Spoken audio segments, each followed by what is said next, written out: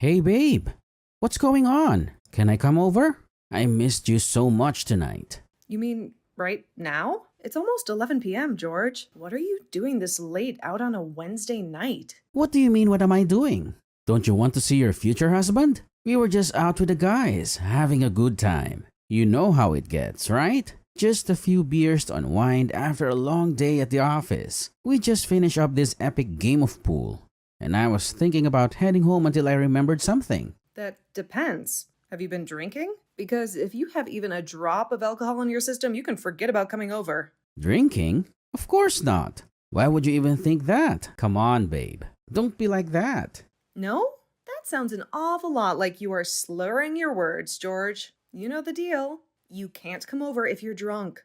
I have to get up early for work tomorrow and babysit my niece after school. I don't need the added stress of taking care of you, too. But babe, come on. I do too. It works out great. We both have to get up early. So wouldn't it be easier if I just crashed here? Think about it. Less commuting, more cuddling. You always say that and then show up blasted out of your mind. It's late and I don't have the time or energy to deal with you when you're drunk. Go home, George. Get some sleep. We can see each other tomorrow after work, okay? Okay, fine. But I'm just saying, I'm gonna get super lonely without you tonight. Sometimes I feel like you don't even want me around. Is that it? Do you have second thoughts about marrying me? I'm marrying you, idiot. Of course I do. But right now you're reeking of alcohol and I don't have the energy to deal with you stumbling around in the middle of the night when I'm trying to get some sleep. Oh, come on. Please? Don't be like that. My place is so far away, and this couch looks comfy. The answer is no, George. And for the last time, my name is Marissa, not Kev. I'm already in bed, wrapped up, nice and cozy. Are you sure? We can cuddle all night, and I'll even get up when you do in the morning. You won't even have to hear the alarm. Yeah, sure. Like the last time you got to my place wasted and passed out on the couch, promising to make breakfast but sleeping through my alarms. And the last time before that, do you black out so badly that you forget you say that every single time? You never stick to it either. I'm tired of rolling over for you when you're belligerent and hungover. Marisa, I want to see you. We've been so busy with work and the wedding prep. I barely get to see my beautiful fiancé. Yeah, well, that's what happens when we both have jobs and don't live together. We're getting married next month anyway. Soon you'll see me all the time. It feels so far away. It wouldn't be this bad if someone said she was okay living together before the wedding. Now you're just being ridiculous. I never said that. We never talked about it. You just kept coming over and crashing with me. You always said you preferred it that way. I don't remember saying that. Maybe it's because you're drunk? George, I'm going to bed. Please get home safe and drink some water while you're at it. Come on, Marisa, hey.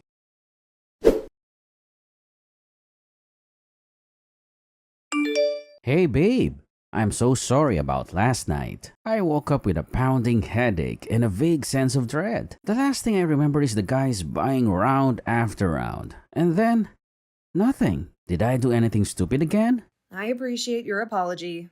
You do that a lot, though. It's starting to worry me. Is this just who you are, George?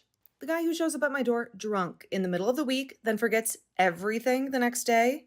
No, I swear. I don't get drunk that often. Last night was just a special occasion, you know. The guys wanted to celebrate my, almost last days of freedom. They threw me a whole secondary bachelor party right there at the bar. They wouldn't let me pay for a single drink. Wouldn't you know it? The best part? I somehow managed to stumble home at 1 a.m. and still drag myself into work on time. See? Totally responsible. 1, you reek of stale beer. And 2, you were texting me at 11 p.m. practically begging to crash here. Just need a place to rest my weary head, you said. Funny how that changes when the morning light hits. Right. The texts. Okay, so maybe I did have a few more drinks than I planned. But hey, that reminds me. You don't have any plans on Friday, right? Let's go out for a real celebratory dinner. Just the two of us. My treat, of course, to make up for last night. I wish you'd asked me for that yesterday, George. I just made plans. What do you mean you have plans? With who? Why would you be spending time with someone else the night before our wedding? Sorry that I want to hang out with my mom. She actually called and asked me to come get lunch with her, and shocker, your mom too. They're planning some kind of girls' day out. Whoa, what? Why would you want to do that? Sounds like torture. I don't know, maybe it's because I would like to have a good relationship with my mother-in-law someday, especially since we're about to become a family. Is that so crazy? Ouch, you're moody today. Look, if you don't want to go out with me on Friday, that's fine. But you don't need to snap at me. Maybe it's because someone cut me up last night with their drunken antics and is now trying to control who I spend my time with. You can come if you want, George. I never said you couldn't. Gross. No, I don't want to spend any more time with your mom or mine than I have to. They can have their little bonding session without me. Geez, George, that's your mom. Listen, I'll just text you when we're done. We can go out after, okay? But frankly, after last night, I might need some serious convincing. Alright, sounds good. But seriously, lighten up a little. It's just lunch. Besides, what could possibly go wrong?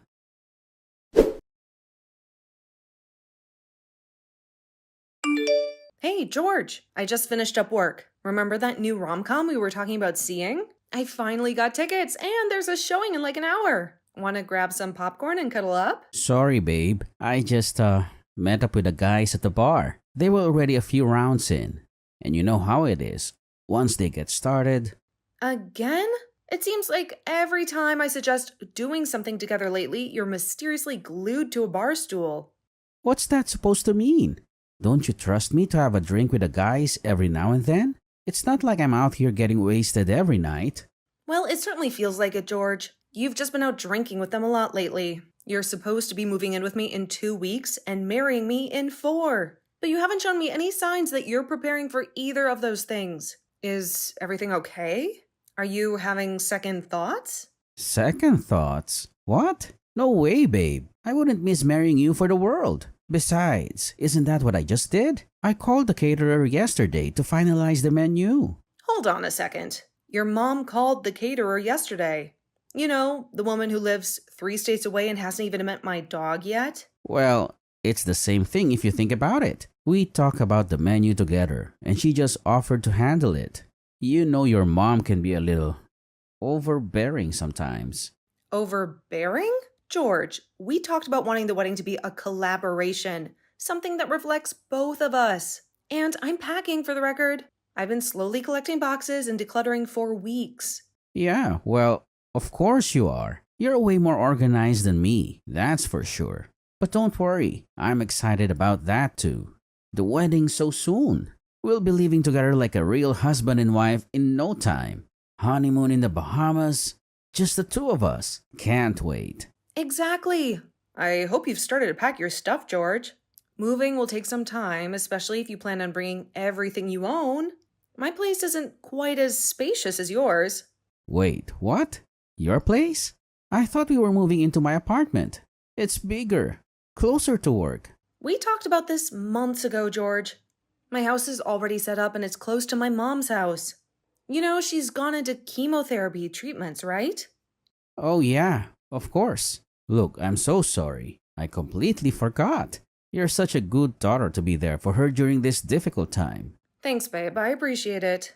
It's a scary time for her and I want to be there for her as much as I can. Besides, wouldn't it be easier to just stay at my place for now? Less moving hassle, you know?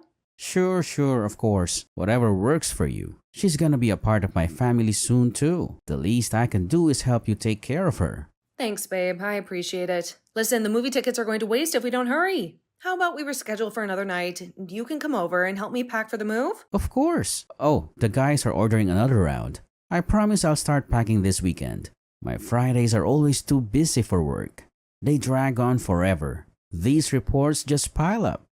You know how it is, honey. Yeah, about that. We should talk about how much you've been drinking lately, George. It seems like every Friday night turns into a marathon at the bar with the guys. Isn't there anything else you'd rather be doing, especially with the wedding just a month away? What do you mean? The guys are just trying to have a good time before I'm... I mean, before we tie the knot, you know? Celebrate my last hooray as a single man and all that. Well, tied down? Glad to know that's how you see it, George. Is this just a prison sentence for you? Because if you're having doubts, we can talk about them. No, no, that's not what I meant at all. You're the woman of my dreams. The future Mrs. Whatever. The point is, I'm excited to get married.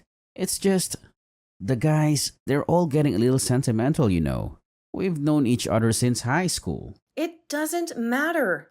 They'll get over it. But frankly, George, I'm just worried about your health. That's all. Your liver cannot survive on a steady diet of bar food and cheap beer. I know, I know. Look, I'll cut back. I promise. I wouldn't want to miss out on anything with you, especially not our honeymoon in the Bahamas. Think about it. White sand beaches, crystal clear water. My point exactly. Your health isn't just about the honeymoon, George.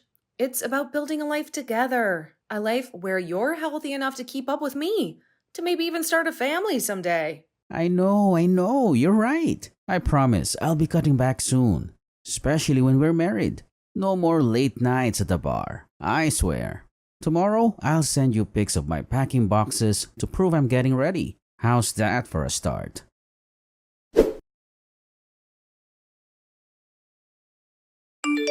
I've been waiting for an hour. You said the truck would be here by noon and the movers by 2. Do you know when you'll be able to get here, or should I just start loading the boxes myself? Right. Yeah, so listen, there's a bit of a situation. I can't make it. The truck rental place had some kind of computer glitch.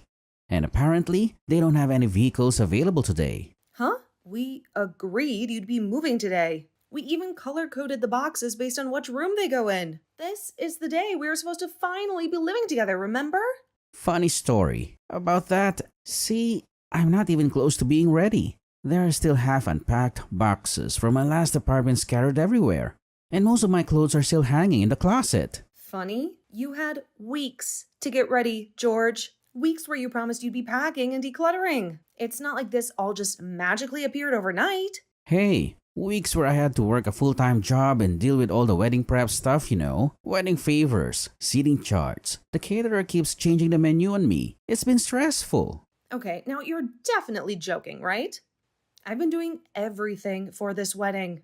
From the venue to the flowers, the decorations, even the freaking cake tasting. I've been handling it all. All you've been doing, apparently, is drinking with your friends every night. Well, look. My friends keep inviting me out to celebrate the bachelor life before it's over. And it would be rude if I said no, right? They're all getting a little sentimental, you know. But what about your soon-to-be wife, huh? Seems like you've been a lot more available for sentimental goodbyes with your buddies than for getting ready to start a new life with me. What's that supposed to mean? Of course, I care about you. You're the whole reason for the wedding, aren't you?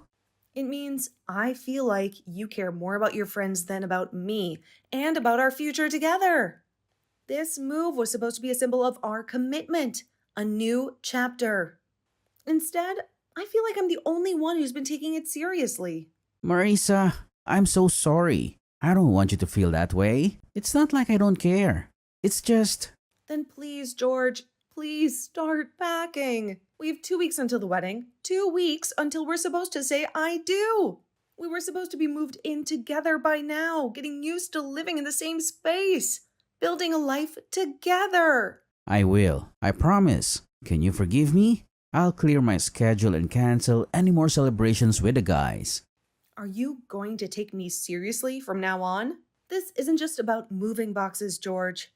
This is about building trust, about showing me that you're committed to our future together. Of course, consider it done.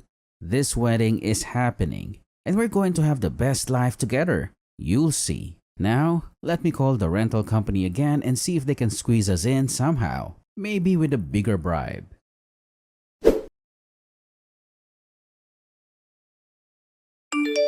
And, where are you? What's up, Buttercup? Really, Buttercup? After tonight, the only thing sweet about me is the frosting clinging to this ruined dress. Yeah, it's our wedding night. And you're all gray and stormy. What gives? Everyone's having a good time. I'm so glad you think that I'm not. I'm going home, George, so I don't have to look at you bumbling idiots anymore, huh? This wedding was supposed to be a celebration of our love, a promise for our future together. Instead, it's turned into some drunken frat party fueled by your friend's bad behavior. You can't do that. Do you know how embarrassed I'll be if my bride walks out on me? Oh, surely not as embarrassed as I am now that your friends went and pushed me into the cake like some kind of cruel prank. Do you have any idea how much we paid for that 3-tier masterpiece? Not to mention the hours I spent picking out the perfect design. All ruined because your friends couldn't hold their liquor. Oh, that. You're not still mad about that, are you? They were just having fun, trying to lighten the mood. Do you have any idea how much we paid for that cake? Not only that, your friends are wasted and ruined. The dress I paid thousands for with buttercream frosting smeared all over it in front of everyone. You need to loosen up, babe? It's a party, you say? It's a wedding. Our wedding. A sacred ceremony that marks the beginning of our life together. Not an excuse for your friends to get blackout drunk and disrespect your wife. Yeah, our wedding, where my friends can drink as much as they want and celebrate with a happy couple. That's not the purpose of a wedding, George. Maybe if you weren't so wasted yourself, you'd understand that I am humiliated. And honestly, I think our friends and family are too. You clearly didn't see how dead silent the venue went when they shoved me into the cake. Everyone was shocked. Oh, is that why your friends started to leave? You made everyone get out because you were a little dirty. Great. I guess I can thank you for ruining the wedding. I had to stand there and watch my bride make a scene and vanish on me. I certainly hope you're not going to be like this for the rest of our marriage.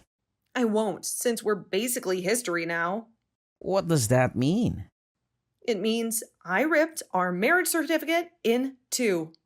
After that incredible display of disrespect, the broken promises, the blatant disregard for my feelings, I can't be married to you anymore. This piece of paper doesn't hold a candle to the vows we just took.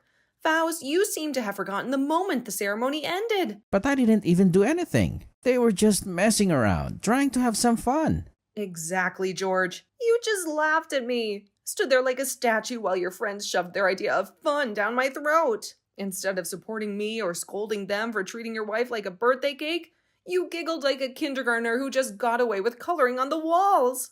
And that's not even taking into account every other promise you've broken over the last few months.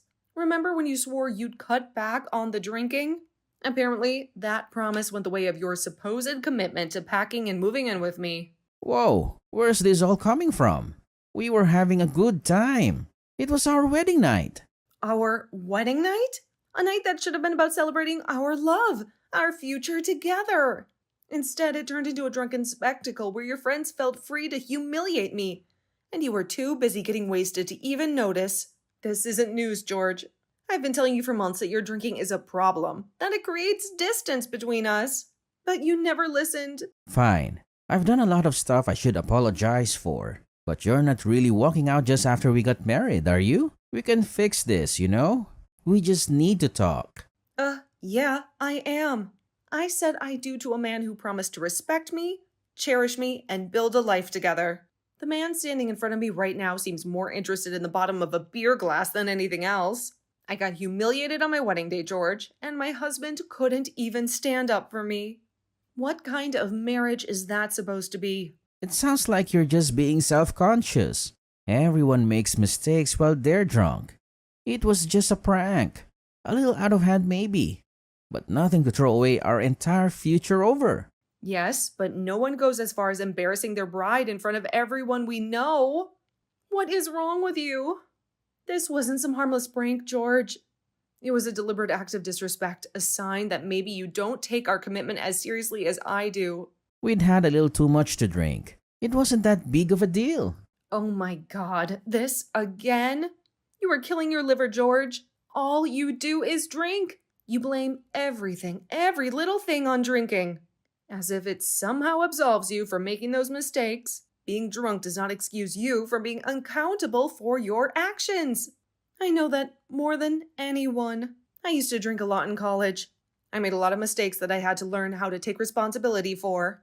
Now, I know that it's possible to not cross those boundaries when you drink, especially not at a wedding, one of the most critical events in our life together. I get it. You hate people who drink. But is this really the answer? Can't we just talk about it? No, George. I hate people who use drinking as an excuse for crossing boundaries. Like you, apparently. This isn't about a few beers gone bad. This is about a pattern of behavior, a pattern you refuse to acknowledge. So I'm done trying to fix what's broken. Hey, no. Come down there. We can fix this. Relationships take work. You know that. We just need to communicate.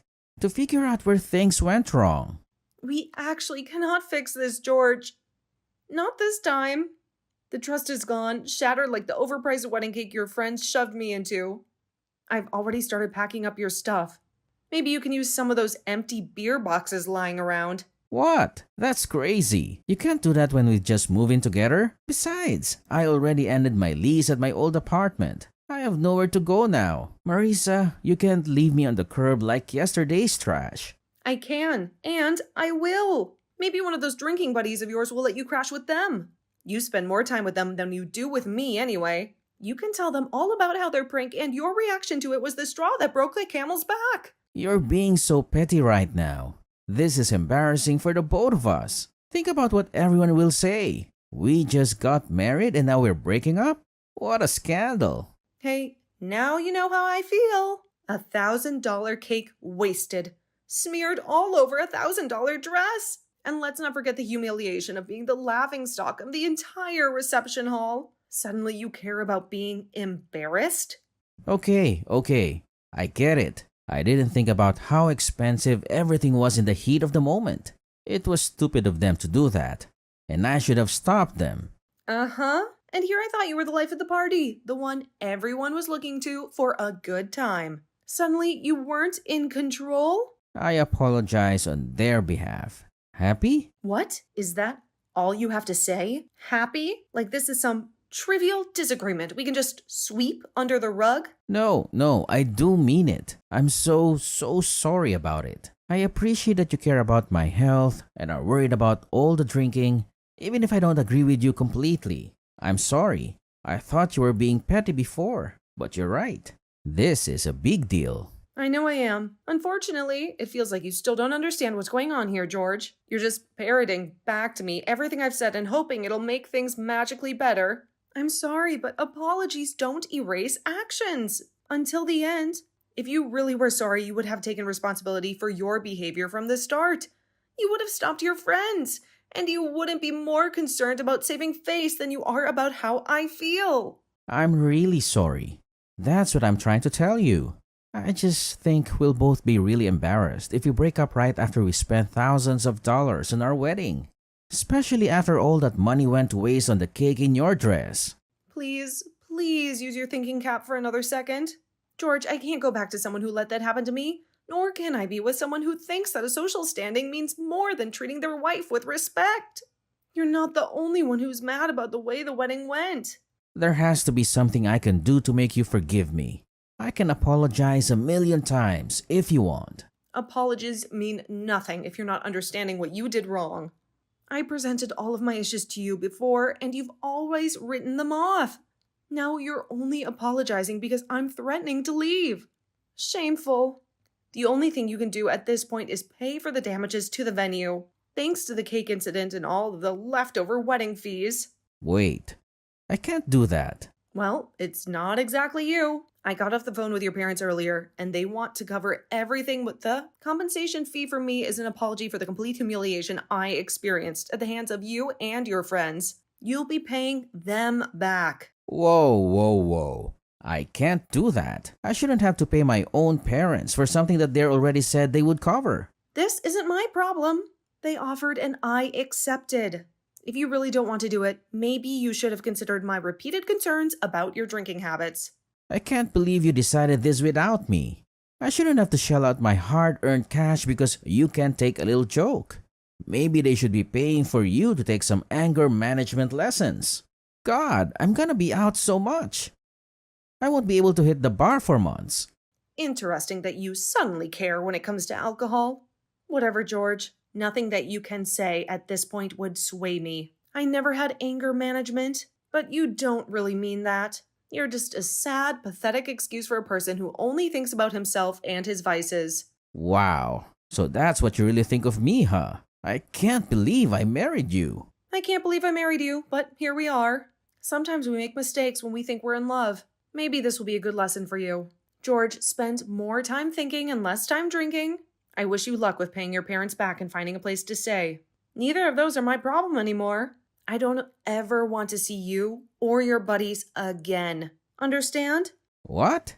No! Bye, George. No, wait! Hold on! Marisa, I can explain!